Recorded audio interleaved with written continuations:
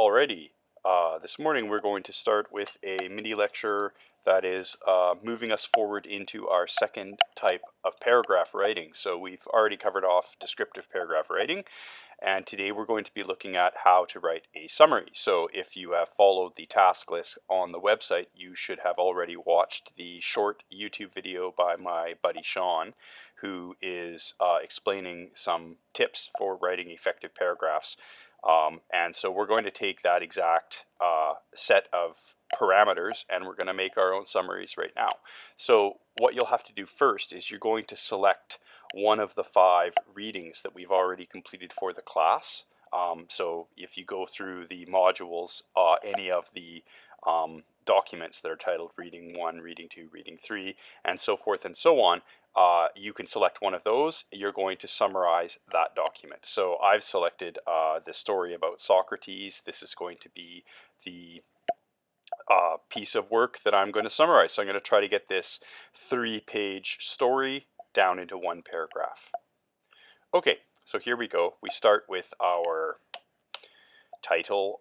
You should have a clear title that explains exactly what you're doing. This is always a good idea. Notice that when we're writing a title, we capitalize all of the nouns that are content nouns. Small words like a or the or of, we would not capitalize, but most of the longer content nouns will be capitalized. So the title is Modeling a Summary Paragraph of Socrates' Story. Now, just to review on how to do a header, because some of you are still not doing this in your homework, you would type your last name, not my last name, your last name, first initial.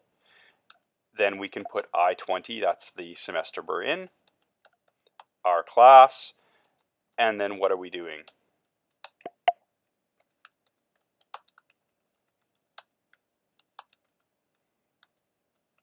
Good, makes perfect sense. I also like to include the page number function, which it's a little bit different on Word. If you're putting if you want to put a title header and a page number header, what you need to do is put the page number first, then right beside the, like I've got my cursor right beside the number here, then type your full header now, and then you press the tab button a couple times and it'll move this portion of your header over. So that's for Word. I'm in Google Docs right now, so it's a little bit different. Okay, let's get started. So as Sean stated in his video, the first thing that we want to do, always we tab in. So I'll just show that again. Just press the tab button once to indent your paragraph. Because I'm mentioning this now, if you do not indent your paragraphs, you will lose points on deductive paragraphs that are not properly indented. So just hit the tab key once. That sets you up nicely. So first sentence is going to be a topic sentence, and it should also include either the author, the speaker, or the title of the work.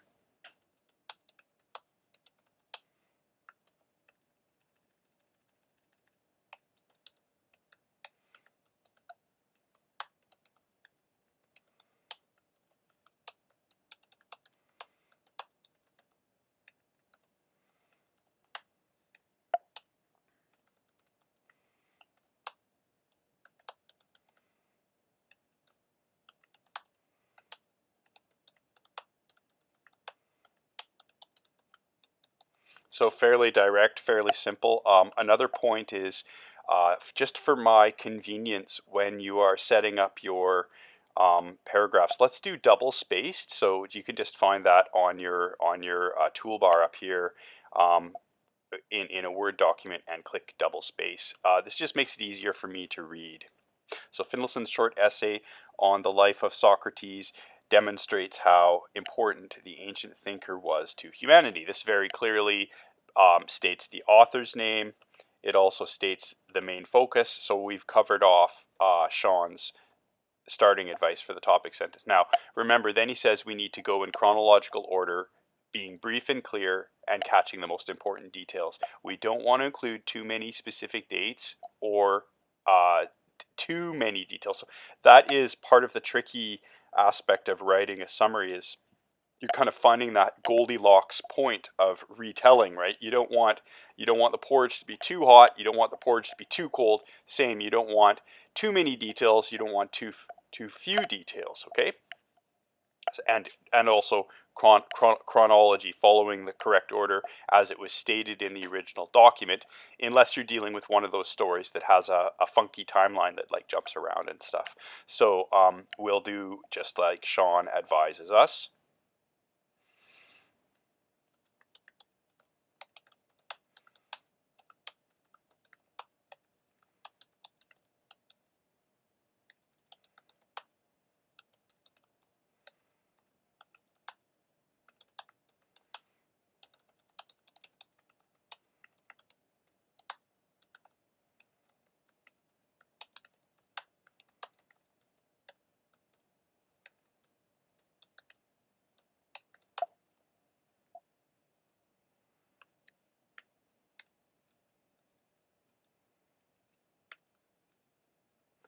That's just, I noticed the little light blue marker showing me there was something wrong with the grammar there, and on quick review I saw that I needed to include an apostrophe for possession.